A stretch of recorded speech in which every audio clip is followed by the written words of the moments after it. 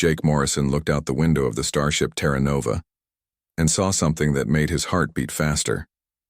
There, floating in the darkness of space, was Nexus Prime. The massive space station looked like a metal city among the stars. Its lights twinkled like jewels, and ships from dozens of different worlds moved around it like busy insects. This was it. This was the moment Earth had been waiting for. After 50 years of sending messages into space and getting no answers, the aliens had finally agreed to meet with humans. Jake was Earth's first ambassador to the stars, and he felt the weight of 8 billion people on his shoulders. "Ambassador Morrison will be docking in 20 minutes, said Captain Roy Blake, as he walked onto the bridge. Roy was a good man with kind eyes and steady hands. He had flown many dangerous missions, but this one was different. This mission could change everything for the human race. Jake nodded and straightened his dark blue suit. He was 52 years, old with gray hair and deep lines around his eyes. Those lines came from years of solving problems between countries on Earth. Now he had to solve problems between entire worlds. "Are you ready for this, Jake?" asked Dr. Lisa Grant as she joined them at the window. Lisa was Earth's best expert on alien life. She had studied every piece of information they had about the galaxy's different species. Her red hair was pulled back tight, and her green eyes showed both excitement and worry. "As ready as anyone can be," Jake replied. "We've practiced this meeting 1,000 times. We know what to say and how to act, but seeing it for real." He paused and watched another alien ship drift past. It was huge and covered in strange markings. "It's bigger than I imagined." The Terra Nova was Earth's newest and best ship, but compared to some of the vessels around Nexus Prime, it looked small and simple. Jake tried not to think about what that might mean. Earth's technology was advancing fast, but these alien races had been traveling between stars for thousands of years. "Remember what we learned about the Council?" Lisa said quietly. 12 major species control most of the galaxy. The Zephyrians are the most powerful. They've been in charge for over 2,000 years. The Void Syndicate controls trade and money. The others mostly follow whoever is winning. Jake had memorized every detail about these species. The Zephyrians were tall and thin with blue-gray skin and 4 arms. They thought they were better than everyone else because they had built the biggest empire. The Void Syndicate looked almost like humans, but with completely black eyes and pale white skin. They were smart and cold, caring only about profit and power. "What about the Centauri Collective?" Jake asked. "They're different," Lisa said with a small smile. "They actually seem interested in meeting us. Their messages have been friendly. They're the only ones who voted to let us join the Council without conditions." As the Terra Nova moved closer to the docking bay, Jake could see more ships. Some were sleek and beautiful like works of art. Others were massive and covered in weapons. A few looked so strange that Jake couldn't figure out which end was the front. "Docking complete," announced the ship's computer. Jake took a deep breath. "This is it. Everything we do in the next few hours will decide Earth's future." The airlock opened with a soft hiss. Jake, Lisa, and 2 security guards stepped into Nexus Prime. The gravity felt normal and the air smelled clean but different somehow. The walls were made of some kind of smooth metal that seemed to glow with its own light. A creature that looked like a tall, thin human with silver skin waited for them. "Welcome to Nexus Prime," it said in perfect English. "I am Guide 7. I will take you to the Council chambers." They walked through corridors filled with beings Jake had only seen in pictures. A group of creatures that looked like walking trees discussed something in voices that sounded like wind through leaves. 3 aliens with too many legs and eyes like diamonds clicked past them quickly. In the distance, Jake saw something that might have been a robot or might have been alive. He couldn't tell. "The Council is eager to meet you," Guide 7 said, as they walked. "It has been many years since a new species requested membership." "How many years?" Lisa asked. 437 of your Earth years," Guide 7 replied. "The last species to join was the Helix Confederation. They proved themselves worthy through conquest of 3 star systems." Jake and Lisa exchanged glances. Earth had never conquered anything except their own planet's problems. and even that was still a work in progress. The council chambers were enormous. The ceilings stretched up so high that Jake couldn't see the top. 12 raised platforms surrounded a central speaking area. On each platform sat representatives of the galaxy's ruling species. Jake's eyes found the Zephyrian platform first. High Arbiter Zelktar stood tall and proud, his 4 arms crossed over his chest. His blue-gray skin seemed to shimmer, and his large yellow eyes looked down at the humans with obvious disgust. On another platform sat the Void Syndicate representative. She looked almost human, but wrong somehow, like a photograph that had been changed just enough to make you uncomfortable. Her black eyes showed no emotion at all. Humans of Earth, Zelktar's voice echoed through the chamber. You come before this council claiming to represent a worthy species. Many have made such claims. Most have been found lacking. Jake stepped forward. His voice was steady and strong. High Arbiter, honored council members, we come not to make claims but to offer friendship. Earth wishes to join the galactic community as partners in peace and progress. A sound like laughter came from several platforms. Zelktar raised one of his 4 hands. Peace? Your species has fought wars for its entire history. Your planet is covered with weapons. You speak of peace while your nations still point missiles at each other. That's exactly why we need to be here, Jake replied. We know the cost of war because we've paid it. We know the value of peace because we've worked so hard to achieve it. Our conflicts taught us lessons that we want to share with the galaxy. Share? The Void Syndicate representative spoke for the first time. Her voice was like ice water. What could a species that has never left its own solar system possibly teach us? Jake felt his anger rising, but kept his voice calm. We can teach you that strength comes from unity, that different peoples can work together, that being powerful doesn't mean you have to use that power to hurt others. More sounds of alien laughter filled the chamber. Only the Centauri representative seemed interested in what Jake was saying. Perhaps, Zelktar said with a voice full of scorn, humans need to prove they are worthy of our attention. I call for the trial of worth.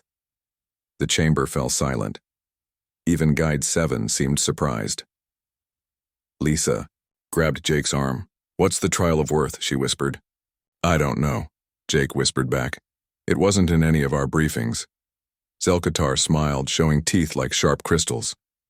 The trial of worth will test whether humans deserve to exist among civilized species. It begins tomorrow. As the council session ended and the aliens began to leave their platforms, Jake felt a cold fear settle in his stomach. This wasn't going the way they had planned. Not at all. Jake Morrison woke up in his small room aboard Nexus Prime feeling like something was wrong. The night had been long and full of bad dreams. He had tried to contact Earth for advice about the trial of worth, but the aliens said all communications were blocked during trial periods. Jake felt alone and far from home. Lisa Grant knocked on his door early in the morning. Her face was pale and worried. Jake, I've been talking to some of the other species representatives, the ones who would speak to me anyway.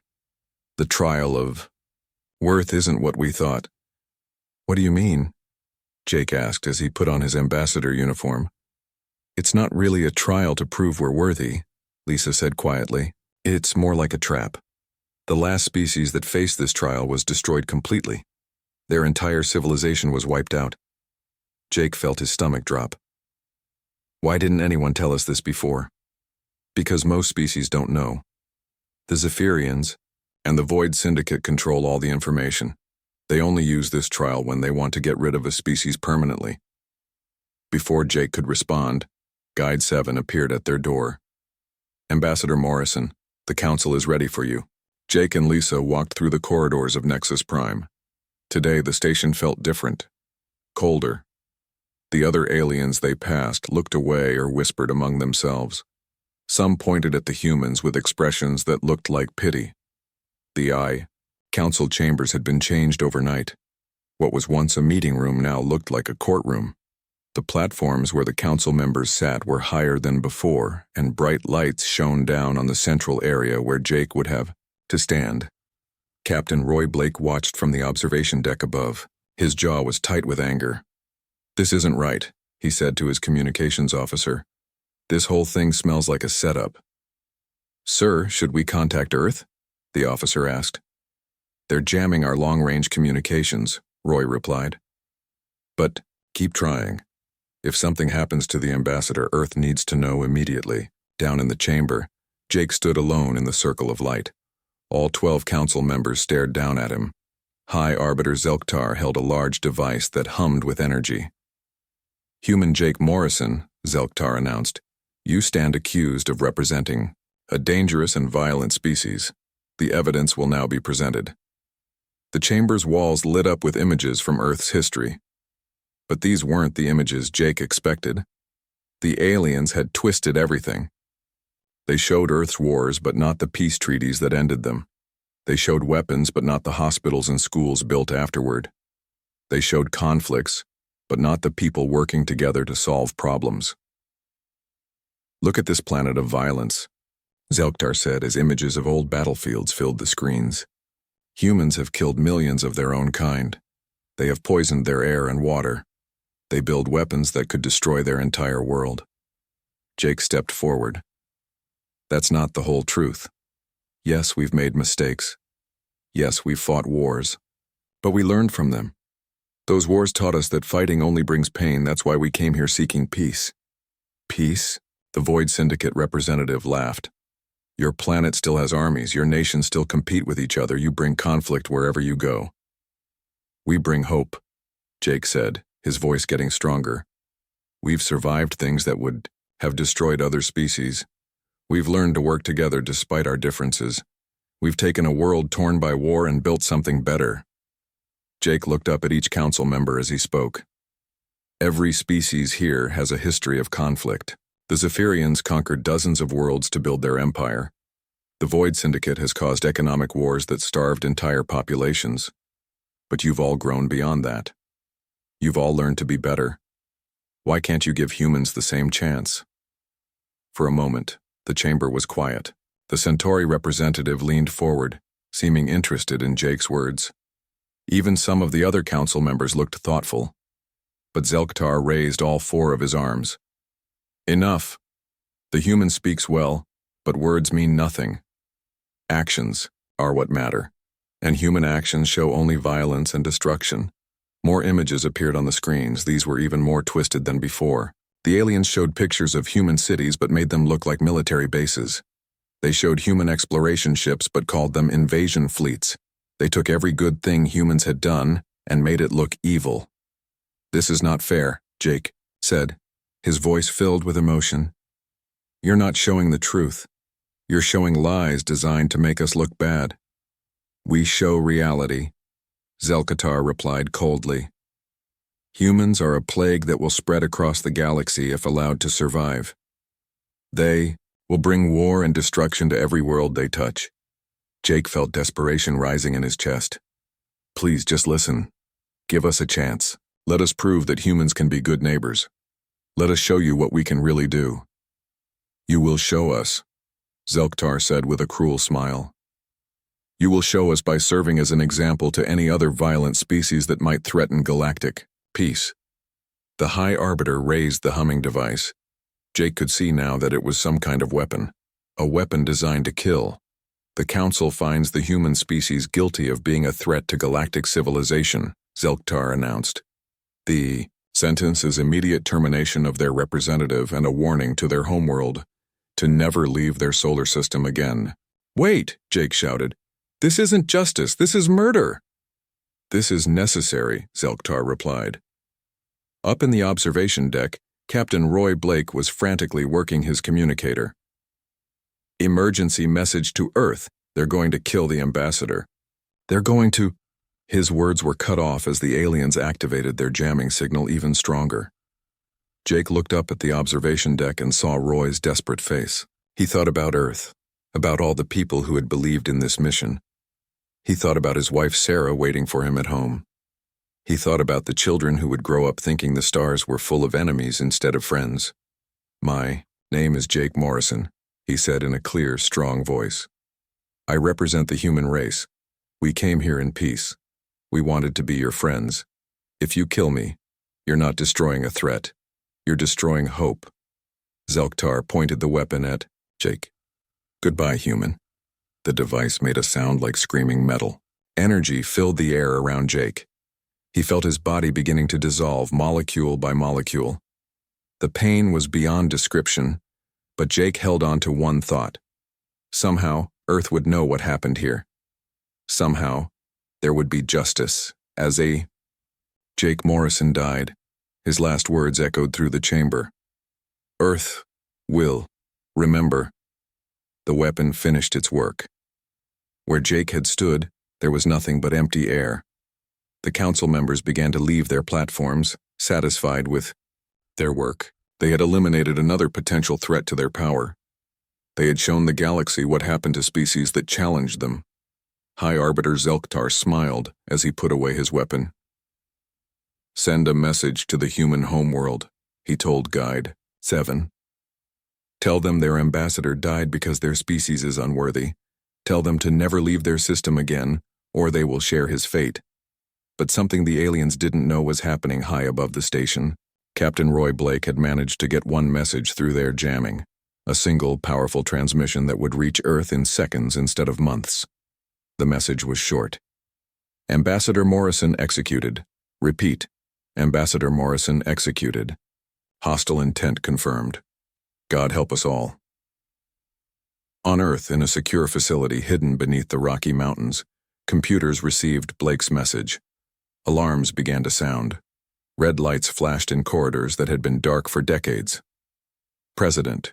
Helen Carter was awakened in the middle of the night. A man in a military uniform handed her a piece of paper. As she read it, her face went from sleepy confusion to cold fury. Get me the Joint Chiefs, she said quietly. Get me everyone. And activate Protocol 7. Ma'am, the officer said nervously. Protocol 7 hasn't been used since we created it 50 years ago in case something exactly like this happened, President Carter finished. They killed our ambassador. They killed a good man who went to them with open hands and peaceful words. She looked out the window at the night sky, at the stars that had seemed so beautiful just hours before. They want to see what humans do when threatened, she said. They're about to find out. President Helen Carter stood in a room deep underground that most people didn't know existed. The walls were covered with screens showing star maps, ship locations, and weapon readouts. Military officers moved quickly between computer stations. Everyone looked serious and angry. Ma'am, we've confirmed the message from Captain Blake, said General Dan Murphy, a tall man with gray hair and hard eyes. Ambassador Morrison is dead. The aliens executed him in front of their entire council. Helen felt sick to her stomach, but her voice stayed steady. How long do we have before they realize we heard Blake's transmission? Unknown, ma'am. They think their jamming stopped all communications. They don't know about our quantum transmitters. Helen nodded. For 50 years, Earth had been preparing for this day. While they sent peaceful messages to the stars and talked about friendship, they had also been building weapons. Lots of weapons. The kind of weapons that could make entire alien fleets disappear. Get me Admiral Chris Bennett, Helen ordered. Admiral Bennett walked into the room 5 minutes later. He was a short man with calm eyes, but everyone knew he was the most dangerous person in the Earth Defense Force. He had designed every ship, every weapon, every plan they would need for war among the stars. Admiral, how quickly can we launch? Helen asked. Task Force Retribution has been ready for 36 hours, ma'am. We started preparing the moment Morrison's mission began. If you give the order, we can launch in 2 hours. Helen looked at the screens around her. Each one showed a different hidden base throughout the solar system. Behind asteroids, on the dark side of moons, inside abandoned space stations, everywhere the aliens couldn't see, Earth had been building ships. How many ships do we have? 150 combat vessels, ma'am. 50 heavy cruisers, 30 destroyers, 20 stealth ships, 30 support vessels, and 20 dreadnoughts, including the flagship Vindication. General Murphy pulled up a holographic display. Ma'am, our intelligence suggests the aliens have over 3,000 ships. Are we sure this is wise? Helen's eyes were cold as ice. General, They didn't just kill Jake Morrison. They killed him to send us a message. They wanted us to be afraid. They wanted us to hide in our solar system like scared children. She paused and looked at every person in the room. They're about to learn that humans don't scare easily. Admiral Bennett smiled grimly. Ma'am, alien ships are bigger than ours, but size isn't everything. Our quantum disruption drives can do things their ships can't even detect. Their shields won't stop our weapons because our weapons don't work the way they think weapons work. Helen turned to Dr. Kevin Walsh, the head of Earth's Secret Weapons Program. Kevin was young for such an important job, but he was also the smartest person Helen had ever met. Doctor, explain to me one more time how our weapons work. Kevin stepped forward, his eyes bright with scientific excitement. Ma'am, alien weapons shoot energy or matter at their targets. Our weapons are different. We don't shoot anything at enemy ships. Instead, we change the way reality works around them. In simple words, Doctor, we make their ships stop existing, ma'am. We collapse the quantum foam that holds their matter together. One moment they're there, the next moment they're not. No explosion, no wreckage, just empty space. Helen felt a chill run down her spine. Even she sometimes forgot how deadly human science could be when pointed in the wrong direction. Admiral Bennett, who's commanding the fleet? Commander Amy Rodriguez will lead from the Vindication, ma'am. Captain Steve Parker has the Stealth Squadron. Both are our best officers. Helen knew Amy Rodriguez. She was tough, smart, and absolutely ruthless when she needed to be. Amy had grown up poor in Texas and worked her way up through the Space Force by being better than everyone else. If anyone could make the aliens pay for killing Morrison, it was Amy. Ma'am, said Colonel Lisa Barnes from her computer station, we're getting reports from our hidden listening posts. The aliens are celebrating. They're calling Morrison's execution a great victory. They think they've scared us into surrender. Helen's jaw tightened. Get me a direct line to every human on Earth. Technicians worked quickly to connect the president to every television, radio, and internet connection on the planet. Within minutes, Helen Carter was speaking to 8 billion people. My fellow humans, she began. 1 hour ago, our ambassador Jake Morrison was murdered by the Galactic Council. He went to them with open hands and peaceful words. They killed him because they thought we were weak. Around the world, people stopped what they were doing to listen. In Tokyo, workers gathered around screens in office buildings. In London, families watched from their homes. In Cairo, people listened on radios in the streets. Jake Morrison died believing that different species could work together in peace. Helen continued. The aliens proved him wrong. They showed us that the galaxy is ruled by bullies who fear anyone different from themselves. Helen's voice grew stronger. But they made one crucial mistake. They thought killing one human would make the rest of us afraid. They thought we would hide and never challenge them again. They were wrong. In the underground command center, Admiral Bennett gave a thumbs up. The fleet was ready. Today, we show the galaxy who humans really are. We show them that we don't start fights, but we always finish them. We show them that killing our people has consequences. We show them that Earth remembers. Helen paused, thinking of Jake Morrison's last words. Task Force Retribution launches in 1 hour. Our message to the galaxy is simple. Touch one human and you face all humans. Kill our ambassador and face our wrath. The transmission ended. Around the world, humans felt something they hadn't felt in decades. Unity. Every nation, every culture, every person understood that this moment would define their species forever. In space, hidden doors opened on asteroids and moons.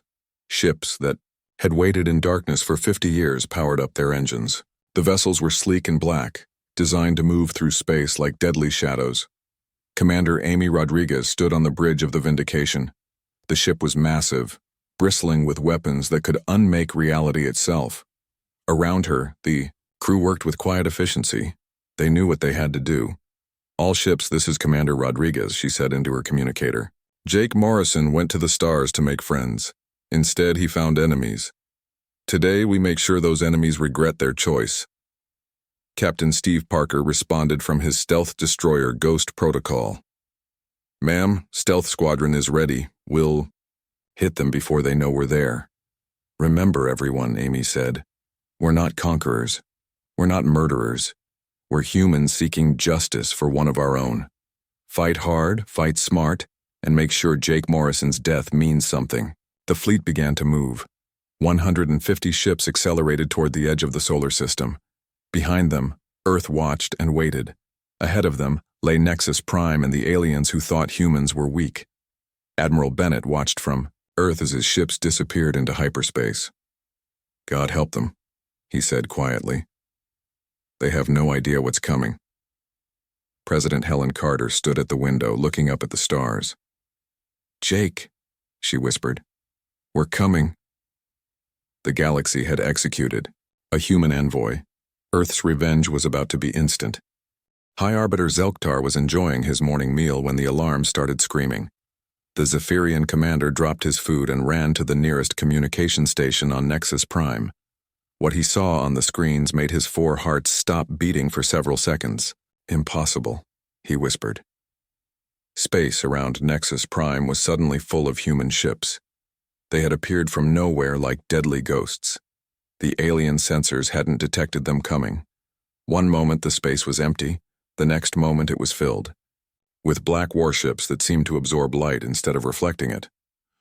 Commander Amy Rodriguez stood on the bridge of the Vindication, watching the alien station through her main screen.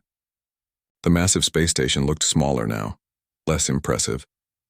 Around her, the crew worked calmly at their stations. They had trained for this moment their entire careers. All ships. This is Rodriguez. She spoke into her communicator. Remember, we're here for justice, not destruction. Protect civilian areas, but show no mercy to military targets. Captain Steve Parker's voice came back from the Ghost Protocol. Ma'am, Stealth Squadron is in position. The aliens still don't know we're here. Amy smiled coldly. Human stealth technology was 50 years ahead of anything the galaxy had seen.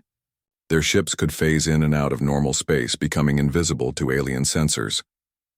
Wait for my signal, Captain. On Nexus Prime, panic spread through the corridors. Aliens who had never known fear were suddenly terrified. The humans they had thought were weak and primitive had somehow crossed half the galaxy in less than 3 days. That should have been impossible with human technology. Guide 7 ran through the station's halls, trying to reach the evacuation centers. Around him, creatures from dozens of worlds pushed and shoved in fear. The proud Zephyrians who had laughed at Jake Morrison's death now trembled like children. Admiral Korthak commanded the Zephyrian defense fleet from his flagship Eternal Dominion. The massive ship was over 3 miles long and had enough weapons to destroy small planets. He had never lost a battle in his 200 years of service. How many human ships? He demanded from his bridge crew. 150, sir, his sensor officer replied. But they're much smaller than our vessels. Our fleet has over 800 ships in this system. Korthak felt his confidence return. 800 against 150? The humans have made a suicide run. They've come here to die. He opened communications to all Zephyrian ships. All vessels, attack formation. We'll destroy them quickly and send their wreckage back to Earth as a warning. The Zephyrian fleet moved forward like a wall of metal and death. Their ships were beautiful and terrible, covered in golden armor and energy weapons that could melt asteroids. They had conquered half the galaxy with these vessels. Commander Rodriguez watched the alien fleet approach. They're coming right at us, just like we predicted. Ma'am, called her weapons officer, should we activate the quantum disruptors? Not yet, Amy replied. Let them get closer. Let them think they have a chance. The first Zephyrian ships opened fire when they got within range. Beams of pure energy lanced out toward the human fleet. The aliens expected to see human ships explode in brilliant flashes of light. Instead, the energy beams passed right through the human vessels like they weren't there. What's happening? Admiral Korthak shouted at his crew. Why didn't our weapons hit them? Sir, the human ships seem to be phasing in and out of normal space, his science officer said with terror in his voice. Our weapons can't touch targets that aren't completely in our reality. The human ships moved forward through the Zephyrian fire like sharks swimming through water. Nothing could touch them. They were there but not there. Real but not real. solid enough to move but ghostly enough to avoid damage. "Now, Commander," Rodriguez said quietly. The human fleet opened fire. The quantum disruptors didn't make noise or flash with bright light. They simply reached out and touched the alien ships with invisible fingers of changed reality. Where those fingers touched, matter stopped being matter. The eternal dominion, pride of the Zephyrian fleet, simply ceased to exist. One moment it was there, a massive ship full of weapons and warriors. The next moment there was empty space where it had been. No explosion, no wreckage, no trace that it had ever existed at all. Admiral Korthak didn't even have time to scream. "Target the next largest ships," Amy ordered calmly. More Zephyrian vessels vanished from reality. The alien crews had no time to be afraid, no time to understand what was happening to them. They were simply there, and then they were not. The remaining Zephyrian ships tried to retreat, but Captain Parker's stealth squadron was waiting for them. The Ghost Protocol and her sister ships appeared behind the fleeing aliens like death itself. "This is for Ambassador Morrison," Steve said as his ship's weapons reached out. More alien vessels stopped existing. In less than 10 minutes, the proud Zephyrian defense fleet was gone. 800 ships reduced to nothing but empty space, and floating debris from the few vessels that had surrendered in time. Inside Nexus Prime, High Arbiter Zelktar watched his fleet disappear with growing horror. These weren't the primitive humans he had laughed at yesterday. These were warriors with technology beyond his understanding. "Surrender," he screamed into his communicator. "All remaining ships surrender." Commander Rodriguez's voice echoed through the station's speakers. "Attention Nexus Prime. This is Commander Amy Rodriguez of the Earth Defense Force.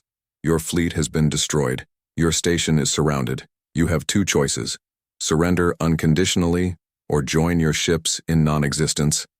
Zelktar fell to his knees. His proud empire, built over thousands of years, had been crushed in minutes by a species he had considered barely civilized. Captain Parker led boarding teams onto the station. The human Marines moved through the corridors in advanced combat, suits that made them nearly invisible. Alien security forces who tried to resist found their weapons useless against human armor that could phase between dimensions. "Secure the council chambers," Parker ordered. "I want every council member in custody within the hour." The Void Syndicate representative tried to escape in a hidden ship, but human sensors tracked her easily. The Ghost Protocol materialized next to the fleeing vessel. "This is Captain Parker. Surrender now or be deleted from existence." The ship stopped trying to run. Within 3 hours of arriving at Nexus Prime, the human fleet had complete control of the station. The mighty Galactic Council, rulers of 1,000 worlds, sat in chains in their own meeting chamber. Commander Rodriguez walked into the council chambers where Jake Morrison had died. The 12 platforms where the alien leaders had sat in judgment were now empty, except for the prisoners in the center of the room. "Yesterday, you executed our ambassador," Amy said, her voice echoing in the huge chamber. "You killed a good man who came to you seeking friendship. You thought that would make us afraid." She looked at each alien prisoner. "You were wrong. Humans don't become afraid when you hurt us. We become angry. And when humans become angry, entire fleets disappear." "Hi." Arbiter Zelktar looked up at her with 4 eyes full of terror. "Please, we didn't know humans were so powerful. We made a mistake. Spare us and we'll give you anything you want." Amy's expression didn't change. "What we wanted was peace. What we wanted was friendship. You gave us death instead." She paused. "Now you'll learn what humans give in return." The great station, Nexus Prime, center of galactic power for 2,000 years, was now under human control. The fleet that had seemed impossible to defeat was gone. The council that had ruled the galaxy with fear now begged for mercy from the species they had tried to destroy. In less than 1 day, the balance of power in the galaxy had completely changed. The humans had kept their promise. Earth's revenge had been instant. President Helen Carter stepped off her shuttle and onto Nexus Prime exactly 1 week after Jake Morrison's death. She wore a simple black suit, but everyone who saw her knew they were looking at the most powerful person in the galaxy. Behind her walked General Dan Murphy and a new ambassador, Claire Adams, who had been Jake's closest friend. The once proud station now flew human flags alongside the flags of species that had surrendered. The corridors that had echoed with alien arrogance now buzzed with the sounds of construction crews rebuilding damaged sections. Human engineers worked alongside alien technicians who seemed amazed by Earth's advanced technology. Commander Amy Rodriguez met the president at the docking bay. Amy looked tired but satisfied. "Ma'am, the station is secure. All hostile forces have surrendered or been destroyed. The Galactic Council is waiting for you in the main chamber." Helen nodded. "Casualties?" 12 humans wounded, none killed. "Enemy casualties." Amy paused. "We estimate over 50,000 alien military personnel were eliminated when their ships stopped existing, but we protected all civilian areas as ordered." Helen felt a moment of sadness for the lives lost, but she pushed it away. Those aliens had chosen to fight instead of surrender. They had paid the price for their leader's arrogance. The group walked through the station toward the council chambers. Along the way, Helen saw something that surprised her. Aliens from different species were talking to human crews, asking questions about Earth technology and culture. Some even seemed excited to meet humans in person. "Ma'am," said Dr. Lisa Grant, who had remained on the station throughout the battle, "many of the non-military aliens are actually happy about what happened. They've been afraid of the Zephyrians and the Void Syndicate for centuries. They see us as liberators, not conquerors." Helen found that encouraging. Earth hadn't come here to rule the galaxy, just to make sure no one would ever murder human ambassadors again. The council chamber had been changed once more. The high platforms where alien leaders had looked down on humans were gone. Instead, there was a large round table where representatives could sit as equals. High Arbiter Zelktar and the other surviving council members sat at one end of the table, their hands chained together. President Carter took her seat across from them. Claire Adams sat beside her, representing Earth's new diplomatic mission. General Murphy stood behind them, his hand resting on his weapon. "Former High Arbiter," Helen began, "you are here to answer for the murder of Ambassador Jake Morrison." Zelktar's forearms shook with fear. His proud blue-gray skin had turned pale, and his yellow eyes couldn't meet Helen's gaze. "President Carter, we made a terrible mistake. We didn't understand human capabilities. If you had known we were strong, you would have treated us with respect." Helen's voice was cold as space. "That tells me everything I need to know about your character. You only respect those who can destroy you."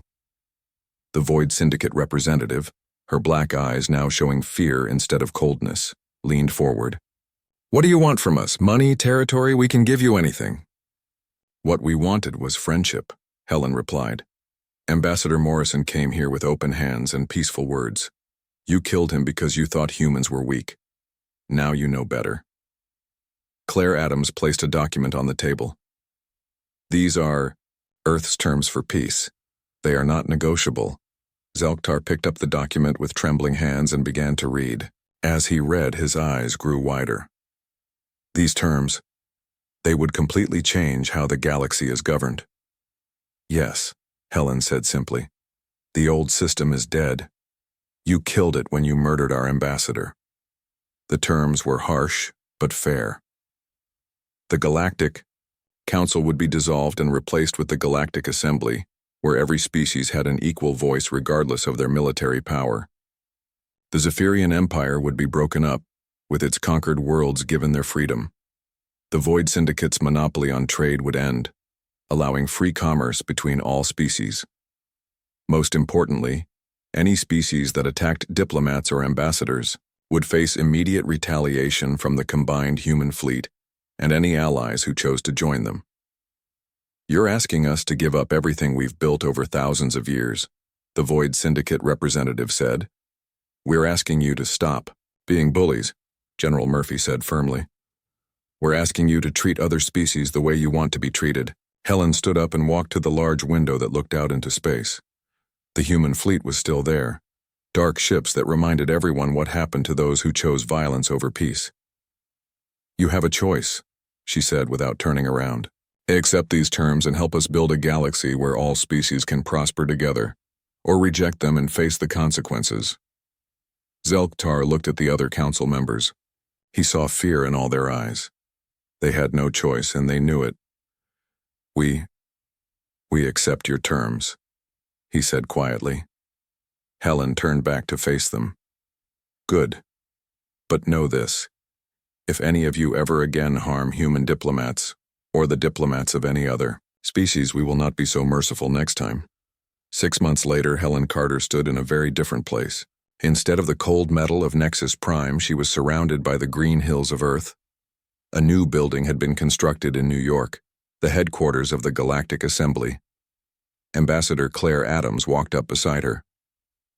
Claire had done an amazing job rebuilding relationships with the alien species who had been oppressed by the old council. Many of them were now Earth's strongest allies. "The Centauri delegation just arrived," Claire reported. "They're very excited about the new trade agreements.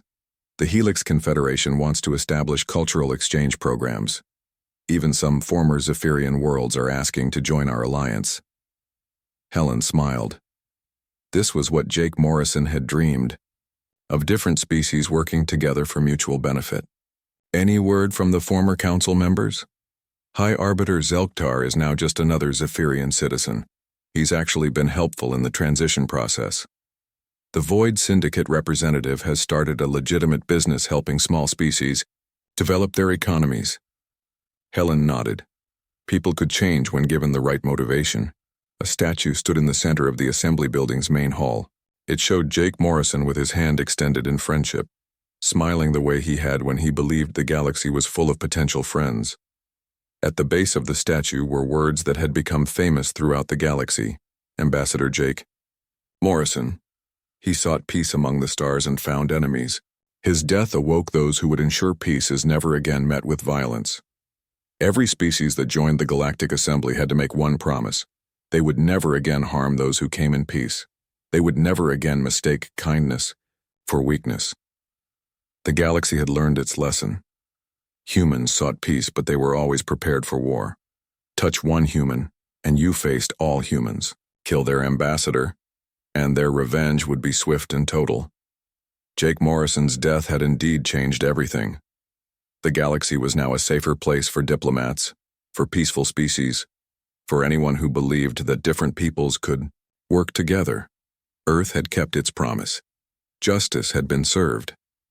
And in the years that followed, when young aliens learned about galactic history, they all learned one important lesson. Never underestimate the humans. They are slow to anger, but when roused, they are unstoppable.